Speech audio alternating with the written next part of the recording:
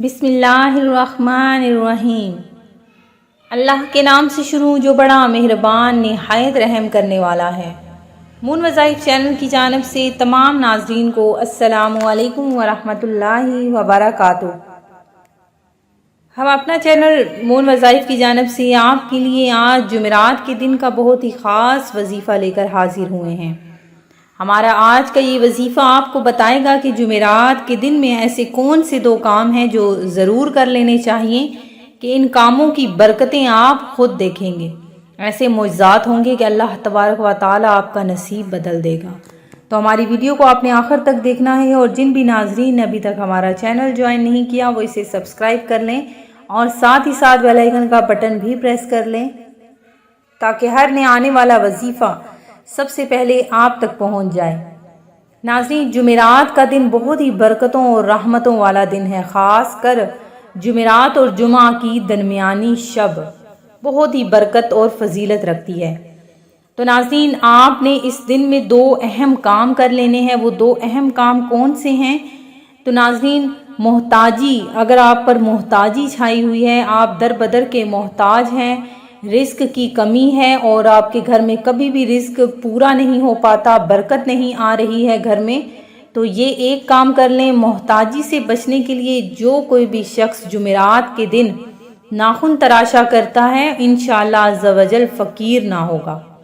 बहुत ही बरकतों वाला ये अमल है नाज़रीन, बहुत ही आसान सा ये अमल है। बस नाखून आपने तराशने हैं जुमेरात के दिन में।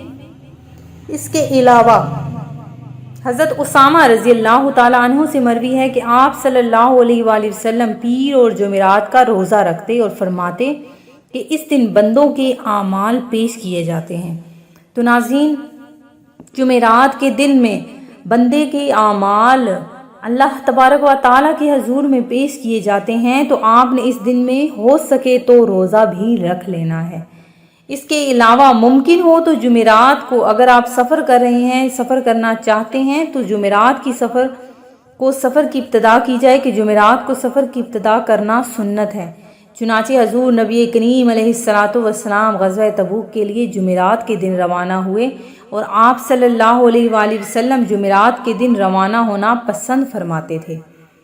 तो नाज़रीन, कितना प्यारा ये मैंने आपको काम बता दिया। बहुत ही आसान से ये अमल आपको जो मैंने बताए ये आपने ज़रूर करने हैं। इसकी बरकतें आप खुद अपने घर में देखेंगे कि अल्लाह तबारक व तआला किस तरह से आपके घर में खैर व बरकत नाज़िल फरमाता है। छोटी छोटी सुन्नतें, छोटी छोटी बातें जो हम अगर उन पर अमल कर लें तो अल्लाह तबारक व तआला हमसे राज़ी हो जाएगा।